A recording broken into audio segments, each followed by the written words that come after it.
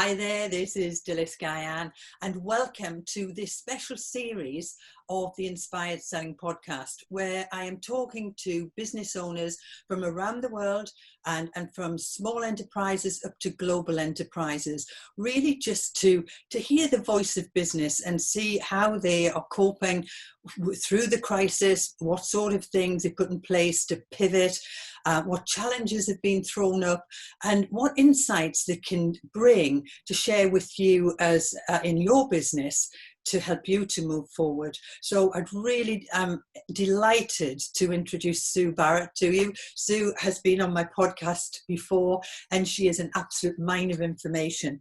So let me just tell you a little bit about Sue, and then we'll get straight into it. So Sue represents one of the oldest professions, but not the one you're probably thinking about. It's the other one that has much maligned reputation. And yes, she represents the profession of selling. And she is one of the most authoritative thought leaders reporting on and working in and the selling profession in Australia. And she's written more than 600 blogs and 21 ebooks on sales. She's probably written more than that since she gave me this information. But Sue runs her own business, and she has a huge amount of experience with other businesses. I believe she's trained and coached over 100 salespeople and interviewed 7,000 business leaders about sales performance, strategy, culture, sales leadership, and I have no doubt she will have spoken to them about dealing with the challenges throughout this COVID-19 pandemic. So Sue, welcome. I'm delighted to have you with us today. Thank you very much. It's lovely to be with you again. Thank you, Sue. So let's just start right at the beginning and talk about some of the steps that your organisation has already taken to address this pandemic and that other leaders might learn from. Okay, so obviously when the pandemic actually hit here in Australia, but also you could start to see signs around the world. Of course, like many people, you have to manage cost. So it was one of those jobs that we had to make sure that all of the costs we could reduce, we reduced. We also made, because we didn't know when it was going to end. So had to really go into cost management mode. And of course, you then had to wait a bit to see what your governments were going to do. In our case, we were very fortunate that within, a few weeks, it took a while, but within a few weeks, we had a thing called JobKeeper program and those sorts of things that really helped businesses be able to keep employees on. But for those first several weeks, you're scrambling around a bit because, you've got to look at what you've got to do. What I did is that I said to my team from the get-go, our number one job is to stay together as a team and stay in business. That was my promise to them. Clear objective. Exactly. Yeah. So this is the thing, because when I think about, and we'll talk a bit about leadership and things like that, and people go leadership. To me, there's three things we have to factor in. One is management, and you manage things. So when I'm running my business, I have to look, what are the things I need to manage in this? Leadership to me is leadership of people. And then there's a third area, which is stewardship. And this is to be the steward of a system. So I have a system as a business. I work within systems. And as you know, I'm a great advocate for sales systems because it's not just a bit of training here and there. There's a complete system. So I'm a steward of systems. I'm a leader of people, and I'm a manager of things. So my brain always looks at, okay, how do I be a good steward? How do I be a good leader? And how do I be a good manager of things? Yeah. So I like to compartmentalize and prioritize around that. But I said to my team, our number one job is to stay in business and keep our team together. So that precipitated a number of things. We had already started looking around for new premises. We wanted to downsize the size of premises because we was doing a lot of online work anyway. And it was interesting actually with COVID because we didn't have to scramble to start going online. We'd already been online for some time. So we saw this as an opportunity, and I'll come back to that. And I'd already let our landlord know, because we'd been here 22 years, that we were looking to relocate before COVID hit. I had some papers to sign for a new premises. I chose not to sign them because the COVID hadn't directly hit yet, but I didn't feel right. So I chose not to sign up to something I couldn't commit to. And I let my landlord know. Fortunately, when COVID hit, I went straight to my landlord and I said to him, as you'd appreciate, we were already looking to leave. He was wanting us to stay and was trying to keep us to stay. And I said, we need to give notice, and we'd already given notice that we're going to be leaving, so I don't have to pay the rent. Mm-hmm. Anyway, fortunately, he said, look, Sue, I can't rent this out for the next 6 months. You might as well just stay rent-free. Wow. I know. So not everyone gets that. Now, everyone else is working from home, but I've been the only person. I walk to work every day that has come into the office. Mm-hmm. And it also meant that I didn't have to worry about decamping the office. So I share that because I believe in all of these sorts of things. You need to be very upfront and honest and straightforward with people, because everyone's scrambling, trying to work out what they can control and influence. Yes. And if you're clear with other people, then they can be clear with you. Now, he could have said, no, get out, or no, you have to pay. Well, we would have gone, okay, and all worked from home.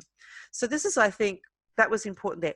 The really interesting thing is then, because we'd already had prepared a really clear business strategy and then sales strategies. So we had one for our business consulting and education firm, and which was our B2B approach, but we also had a B2C strategy, which was like a big volume play. Now, that didn't get as much attention before COVID because simply we were busy doing B2B. So what I was able to do in the COVID early days is bring forward that one-to-many strategy. Mm-hmm. And start to think about, okay, who do I need to be in touch with? Who can I talk to? How can I create opportunity? What can I do? And also we built a rapid sales recovery program because we knew that a lot of businesses wouldn't have a COVID health problem. They'd have a sales revenue problem. Yeah. Yeah. So we made sure also too that with our customers, and this is what I think is really important, is you've got to work out, has my business fallen off a cliff and I have nothing, as some businesses had because governments forced shutdowns? Am I still in business but there's nothing really happening?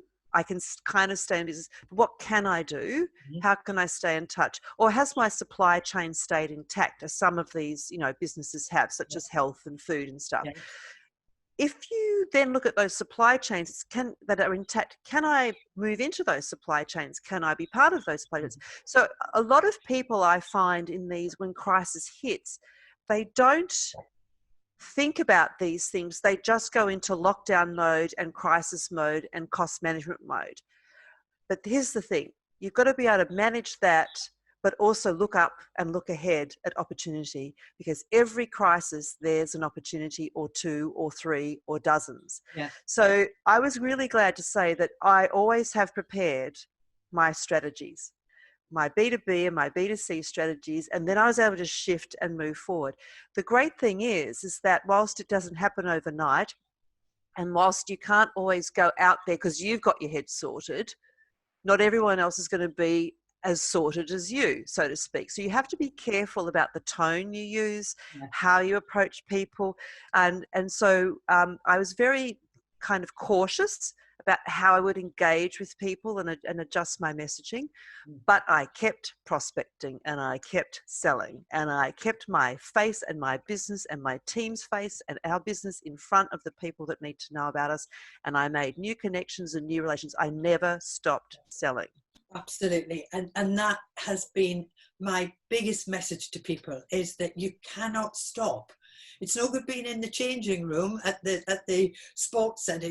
You've got to be trained and in those blocks, the training analogy is, and I don't mean in trade sales training, I'm talking about just generically, is that you've got to be prospecting because the money is still there. And you're right. You have to not just adjust your tone. You've got to adjust your messaging and meet people where they are, because a lot of people are in crisis and then they've sort of moved out of crisis into survival. Yes. And I use the story actually of being in a car with my grandchildren, breaking down, and a garage coming saying, you need a new car. We've got just the car for you. You know, we can change it. We can give you this hire purchase or lease hire, whatever. And I think, no, I just need to get home. Another garage comes along and says, we've got cars, but actually what we can do for you is we've got a recovery service, and we can get you back to your home. We can take the children back to their home. We can take your car to the garage. And if it's not a big problem, we'll get it back to you in 24 hours. You know, we can give you a car in the meantime. Who would I choose? I would choose the person who was meeting my need in that moment of crisis, where I was in survival mode because I was stuck wherever I was stuck. And it's about changing that message in that way, isn't it? But keep prospecting, keep your face out in front of people. You probably don't know this, but we've got a place in London called Hyde Park, and there's a place called Speaker's Corner. And I've been there. Have you been there? Yeah. Yep. And I keep saying, I need to be in Speaker's Corner and just say to people, look, keep going. Keep in touch with your past clients. Keep in touch with your present clients. Keep in touch with, get in touch with new prospective clients who are surviving through this. Because, you've got to identify it, and you clearly articulated that, Sue. And it's like, it warms my heart actually to hear you say that, because people get very scared and it paralyzes them into inaction. And absolutely. do nothing. And so getting that reinforcement is just so great to hear, and that you've done it in your business. And I'm sure you'll have heard it from other businesses that your clients, you'll have heard stories around this, I'm sure. Absolutely. Well, what's been very interesting about that is that when you actually, yes, it's like anything, you've got to make sure you can read the situation well and adapt to that. But what you want to do, even if they're not ready yet, is just to let them know that you're there for them when they are. And that's why, doing very targeted EDMs, very, very specific messaging. So just in case people... Sorry, beg your pardon. Yes, electronic direct marketing. So like a mass, but with your databases, you can then select them. So we've been doing, for example, EDMs, say, to the building construction industry. Yeah. We've got, and we read the market, we send other EDMs out to other areas, and we've been really listening to what's happening out there. And what we want to be is that lifeline for them when it comes to selling better, being able to generate new opportunity, work with their clients and so on and so forth. What I am surprised about, well, maybe not, is that a lot of businesses still don't truly value and understand that they need a good sales system, strategy, process, and then fit and capable people to be able to execute. There's no point waiting till it's better, right? The good businesses don't wait. They're already ahead of the game. And there's that saying, the best time to plant a tree is 20 years ago. The second best time is now. Yeah. Like if you haven't done it, you've got to keep people alert and ready to look at opportunity, if nothing else, to reassure your clients that you're there for them. Yeah, absolutely. So what are your next must-do priorities, especially given how fast things are moving now? Okay, so like I said, I'm prosecuting my one-to-many strategy, and I've been able to build out some very good relationships there through channel partners and those sorts of things. So one of my jobs there is to make sure that the work we do around that gets implemented and executed. So it is a bit of an experiment, but it's given us space to experiment. Okay. So that's good. Tell me a little bit more about that, Sue, in terms of working with channel partners. Okay, so for example, we've got a whole range of online sales education programs, for example, and other resources. My business is not geared to go direct to mass market. So what I've got to do is find those channel partners that have the database I want to get my stuff in front of. Yeah. And so I've been prosecuting and developing relationships with businesses that are able to take my stuff and put it in front of the people that I want to get access to my stuff. Yes. So I've been doing a lot of research, and I've worked through. What I've done is I've created an Excel spreadsheet, and I've put across all the different things that we can do as a business, the mass market side of things and stuff like that, thought lead, whatever it is. And I've put it across there. And then I've got this list of new people, businesses that I've met down the side. And then, of course, I mark with an X in whatever box is appropriate what that relationship is with that person, what I can do with them. Yeah. So it gives me on a page all of these, because I was out there really having a look. I was going on a pioneering expedition and looking at new markets when I hadn't had as much time earlier in the pre-COVID days. We still kept the B2B side of things humming along and staying in touch, because we had a number of projects put on hold, but they've now come back on board again, which is great. We've been able to stay in touch, reassure our existing client base. But I have been out pioneering and sort of exploring this one-to-many strategy. So that's been really brilliant. And I've built some really great relationships there, and quite quickly. What's very interesting I've found in this situation is that maybe not in other times, but in COVID times, I have got to speak to some extremely senior people in businesses that I may not have got to beforehand, because they are looking for something interesting, something new. So we have a meeting with a big bank here on Friday to talk about potentially taking our rapid sales recovery program to all of their business banking clients. Fantastic. So but I've been ready for this for a long time. Yeah. And I had my little Lego blocks in place. We created a brand new program in the Rapid Sales Recovery Program, but not based on stuff we had to create from scratch. It was the assembling of this sort of stuff to put in play. So I'm looking at channel partner strategies, as well as direct client relationship strategies as well. And my job is to prosecute those, and also to and my number one job ultimately is to take what we do here, and whilst we do work overseas, but to really get a much bigger footprint on that broader world stage with the approach that we're taking to selling better.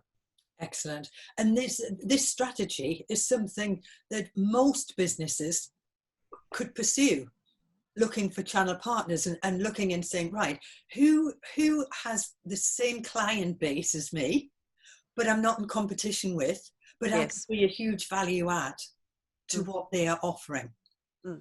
And my son-in-law and daughter, they have a builder carpentry business, and what his biggest source of business is actually from an interior designer, because his marketplace now is working in a much more affluent marketplace than he was when he first started his business.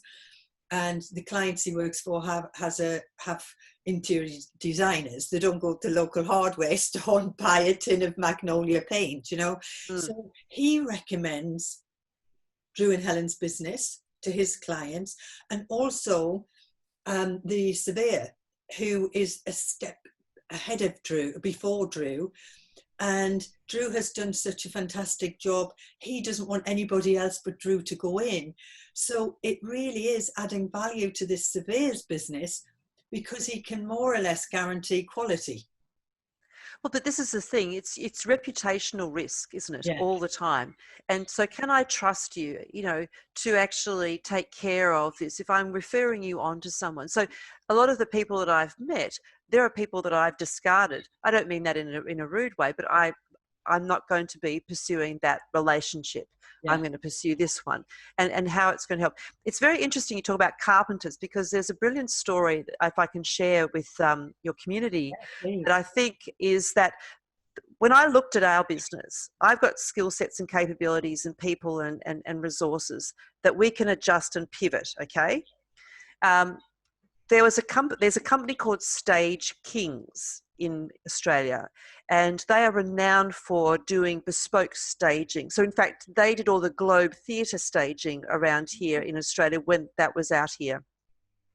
And on the 13th of March, which was Friday the 13th this year, our Prime Minister announced that any events of over 500 people would now no longer go ahead. This was the Friday of the Melbourne Grand Prix. And they were finishing off the stage for the Miley Cyrus concert that was going to happen at the end of the Grand Prix. And so basically, this guy has 56 people. He employs carpenters, metal workers, and designers. And their entire year's work on that day got cancelled. Okay, so their whole business model, they're brilliant at what they do. They were fully booked for the entire year and beyond. Like, they're very good. Anyway, I spoke to Jeremy Fleming. I heard about him. And what had happened was, and I interviewed him actually, because I thought it was such an amazing story. So here he is staring down the abyss, into abyss of no work. The following week, they were trying to work out what could we do if we want to keep our team together, how are we going to make this work, and so on. And on the 20th of March, which is the next Friday, he kind of was coming to the conclusion that he was going to have to close the business down, at least for the foreseeable future, and put everyone out of work. Mm-hmm. But he spoke to a friend of his in Ireland who does a similar thing. And the guy in Ireland started talking about how they were pivoting to start to make furniture, particularly desks, because people were having to work from home. And it just so happened that Jeremy's head of operations loves to design furniture and build it in his spare time. So on Sunday, the 22nd of March, they mocked up some standing and seated desks and other bits and pieces.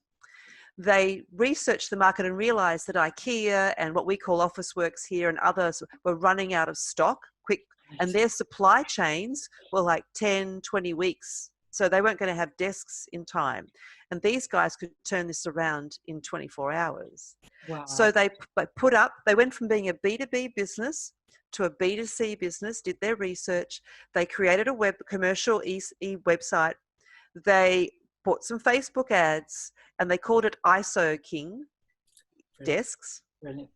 They have 4,000 orders in the pipeline, working 24/7, 7 days a week. It's a brilliant story. Fantastic. Because Jeremy looked at, what are my talents in my team? What can we do? Yeah. We're carpenters, we're metal workers, and we're designers. I know. Let's make furniture. And so whether this is a long-term strategy that they can now pursue, a business they can pursue, and when staging comes back, Stage Kings, yes, or it just gets them out of a tight spot. But that's the thing. They saw an opportunity in the supply chain that the others, who of course had all offshored their manufacturing and had all had huge lengthy supply chains, because China was shut down at the time, because this was in March, right? So China wasn't producing anything, because Wuhan is the major production area there in China for those sorts of things. So I just think it's one of those brilliant, brilliant stories that within a week he turned his business around, and as I said, 4,000 orders and still counting, and they're doing great guns and beautiful stuff. Brilliant. And this is sort of similar, but it hasn't been implemented because it's a bigger piece of work for them to be able to implement. But again, it's Helen and Drew, but they've spotted the opportunity, because I have no doubt that we're going to continue with home working into the future. Yes, we are. And for all of those reasons, and cost saving, because of course businesses like yourself, you were saying we had to look at reducing costs. Yep. And so they have designed, with an architect, they have designed an office garden office, and it's not your normal. It's eco-friendly, it's warm in the winter, it's cool in the summer, it's got a roof light, the wood is seasoned and whatever, and doesn't require any work. It is absolutely a beautiful piece of work. So he's already, it's all designed, and he's built one in their garden, and it's magnificent. So it's been the homeschool office during this time. So what a marvelous time to think, because we sort of talked about this, and I'm saying there's got to be an opportunity here with everybody working from home. And I was talking to people where they were working off, two people working off each end of the table and this sort of thing, and trying to homeschool kids. And so this is going to be magnificent for them. So that's another angle that that they can take. They haven't executed it quite maybe as quickly as they could have, but they're ready to go out of the blocks with it. I know. Well, there's another restaurant here in Melbourne that does their restaurant was all about different country food. So like every month they would like celebrate French cooking or Right. Brazilian cooking, whatever it might be.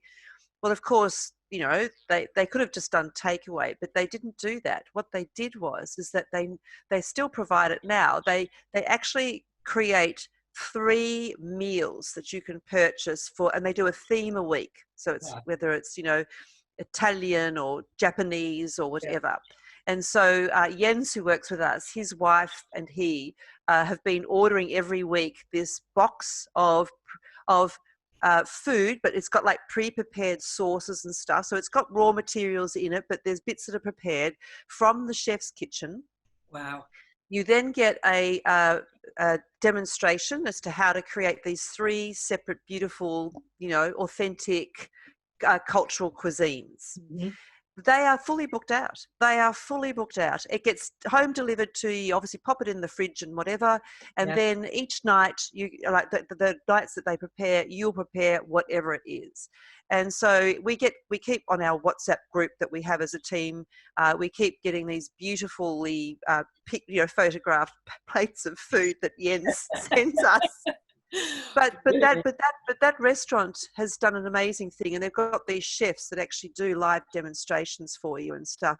It's just built this amazing business, and of course they'll go back to doing what they're doing, but they're going to keep this going because people just love cooking at home, the authentic cuisines. Yeah, and I think it's, you know, for businesses who are listening to this, it's put your thinking caps on, get your team together. If you haven't got a big team, then just get some colleagues or people from your networking groups or something and brainstorm and look and say, right, here's the skills we've got.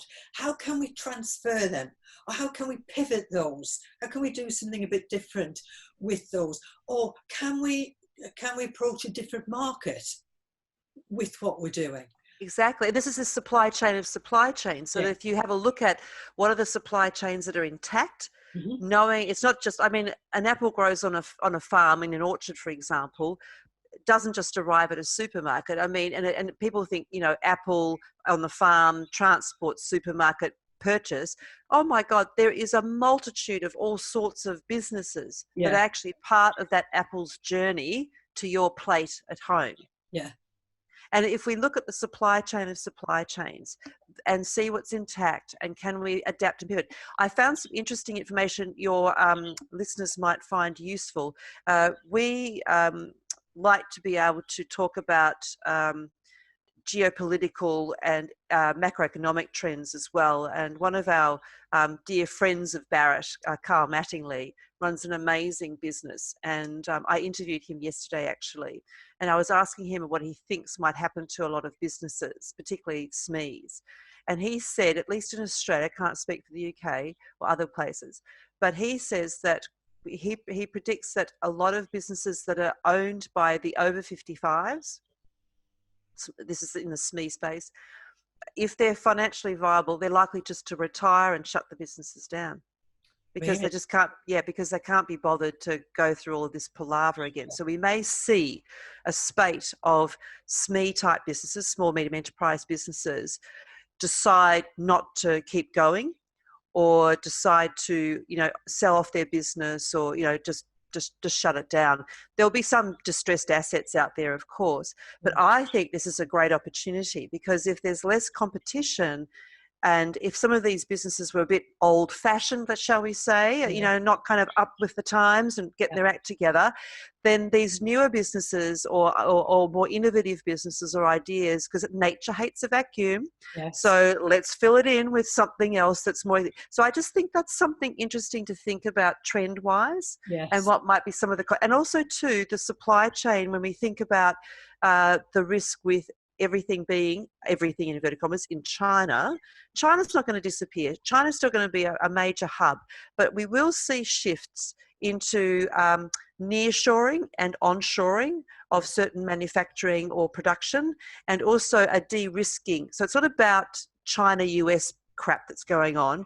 It's about risk management and not having all your eggs in one basket. So we may see more of the manufacturing spread to places like Vietnam, Malaysia, India, and actually just de-risking the production. So that's also opportunity as well for new relationships. I mean, we're having a conversation with a company in India to do their sales training and to do it virtually. So, you know, yes, we can be a bit protective and keep it on board, you know, on shore in our own, but the globalization is not going to go away. It's just going to reshape itself.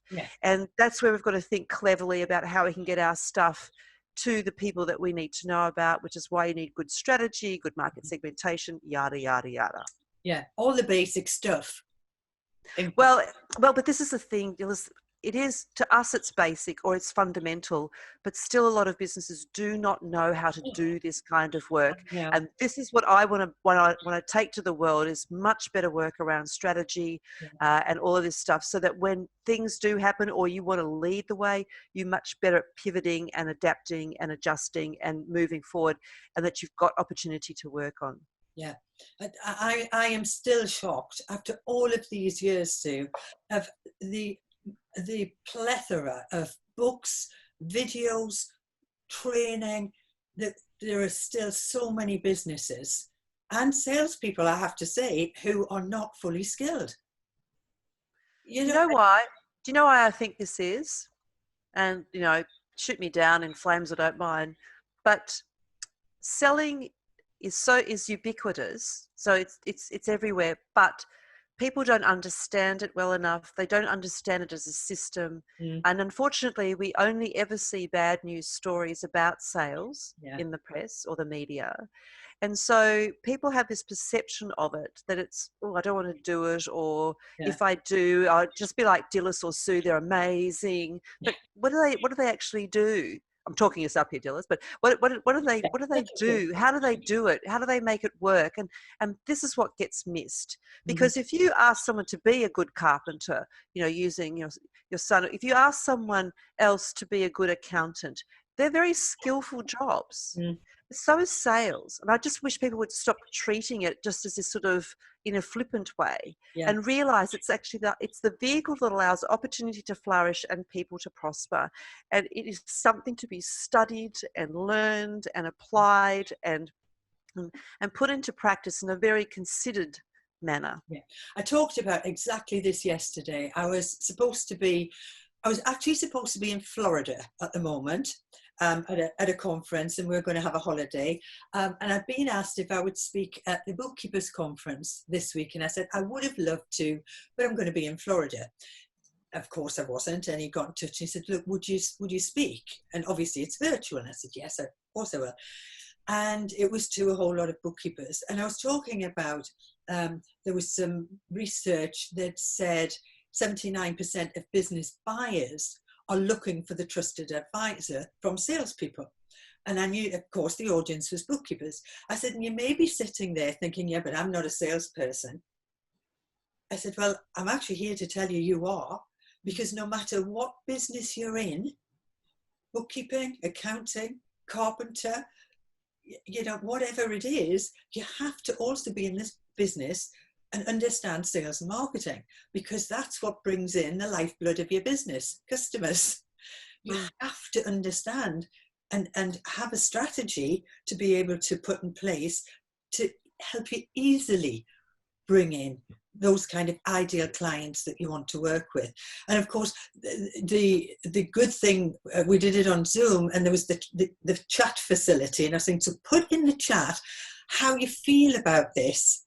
And some of them went, oh, and others were going, yes, I get it. And if only more people would understand that. And I think the other element here, Sue, is, again, shoot me down, lack of really good leadership. Because if they have been, if the sales teams have been taught, or somebody has learned in a business, and the leader's not embedding it and helping people to really make that change, because it is a change from wherever you are, whatever you've learned is different. So to help them to embed that change and make sure it becomes habitual. This is just what we do. This is how we operate. Yep. So I think there is a lack of training, and then I think there is a lack of really good leadership and developing people. Not, good leadership isn't about ticking boxes or crushing numbers and looking at data and barking orders. That's not good leadership. Leadership is about the development of your people, and caring for people. And then I agree. And I think the third thing that's missing is actually understanding that sales is a system.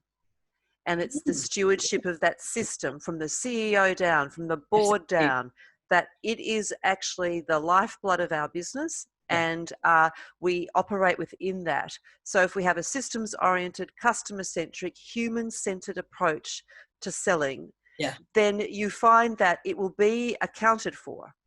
But unfortunately, our industry has been very train the person centric, rather than be stewards of the system, of which training is part of that element. And this is where, if I can say to any of your listeners, large or small, if you don't have a conscious, focused sales system in your business that you run, that everyone's aware of, and that you lead with good strategy, process, and capable people, and create a culture that is actually living this orientation and taking this to market ethically and sustainably, then you will not ever master sales, ever. Yeah, and it'll be the peaks and troughs of cash flow. Yes, and then you get selling by desperation, and then we end up with discount, and blah, blah, blah, blah, blah, and everyone whinges and moans. I go, yes, just stop. Just stop whinging and moaning. Yeah. So I love that, Sue. And I call, you talked about there, it has to come from the top. I call this keeping the red paint red. So it's crimson at the top, and it should be as crimson at the bottom. Exactly. Not white with a hint of pink by the time it gets to the bottom. And these silos need to be broken down, that everybody understands, because actually everybody in the business is accountable to the customer in one shape, in one way or another. Even though I'm not directly involved with the customer, well, you may not be. You might be creating some social media posts or whatever. You are still looking to attract the customer. You might be bringing in invoices, whatever it is. And I love this human-centered approach that everybody should hold. Well, that's right. So I always say that, that selling is everybody's business, and everybody lives by selling something. Yeah. And so to me, it's a life skill. It's something that you can master. My eldest son, he's not quite 22 yet. He works full-time in IT. He's been able to keep his job. He's been on the skeleton system at a major university to keep the IT going here in Melbourne. And, to his credit, he's very introverted and kind of very, scientific and stuff like that as well. But he comes to me for advice and guidance. So he's been given jobs well above his pay grade and also his age range, if you know what I mean, because he's a clever boy. And of course, he said that, well, perhaps I should be paid more. And I go, yes, you should. So I've coached him a lot as to how to position the value of what he does to his employer. That's selling himself. Now, he may not be able to get the pay rise yet because of COVID, but he's positioned himself with his big bosses that they know they're on notice, that when this shifts, he's coming back to them again, because they also invited him back to actually talk about it, because he's doing jobs because of his capabilities. He's doing jobs that, well, age isn't necessarily the measure, but you understand he'd be doing jobs that 30-year-olds would be doing, and he's not 22 yet. Wow. Because of the way he's been trained and taught, all of these things, and also his father's homeschooled him, in inverted commas, in IT, so he's been learning from since he was tiny. So he's actually got a lot of experience, even though he's only 22. So that shouldn't deter him from standing up for the value of what he does. And that's what I've been coaching. And that's what I talk about when everybody lives by selling something. It's not that you want to go and rip something off from someone else, but you've got to sell in the value of what you do. And people have got to know that there's a currency for that. That's good selling. Yeah, and again, and I talk about this all of the time. But yesterday, when I was doing this online speaking thing, and it's all about the value that you bring. But unless you ask questions, if we go back into the sales situation again, you've got to ask the questions to be able to identify what that value is. Exactly. You can do a high level value proposition, but in terms of making very relevant to the person that you're selling to, you've got to ask questions. And people are paying too soon. They're talking product and service just too soon. And so you Yes. get into that price war, you know. Oh gosh, Sue, we could talk forever. I know, exactly. I know. We'll do it again very soon.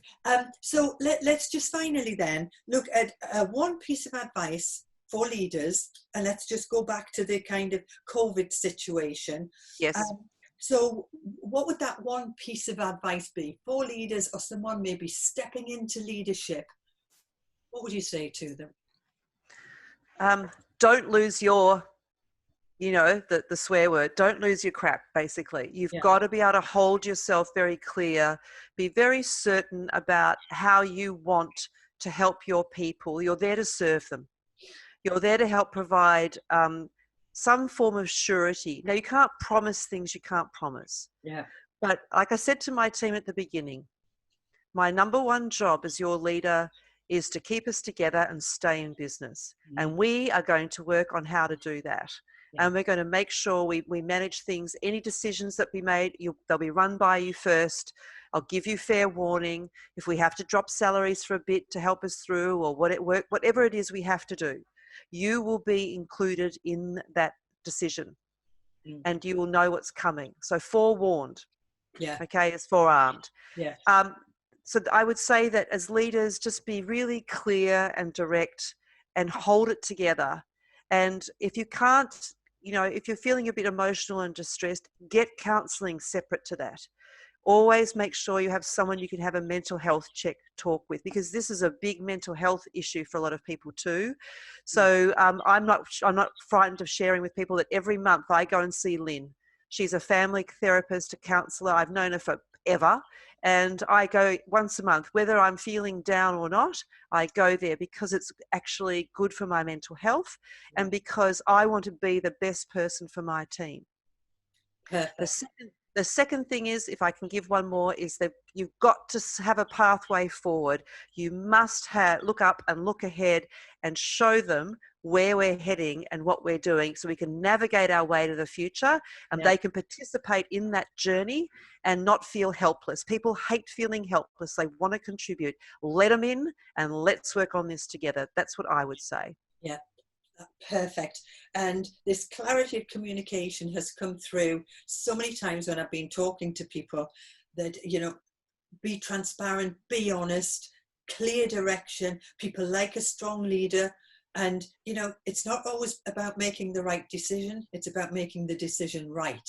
So make the decision and do everything you have to do to make it right. But if you find that you have to course correct, then have the courage to course correct. Exactly. But if people know and you provide feedback about what you're doing, where you're going, decisions that you're making, and again, you don't dump everything on them. There are some things you don't need to share with people, so be discerning. Yes. Okay, but make sure that you can communicate it in a way. I mean, organizations are nothing without communication and relationships. Yes, absolutely. They don't exist without communication and relationships. Yeah. I'm writing all these words down because for the research that I'm doing, and of course I can listen back to this, but I like to just have some things here. But communication, relationships goes right back to human-centered, whether it be human-centered activity, whether it be human-centered leadership.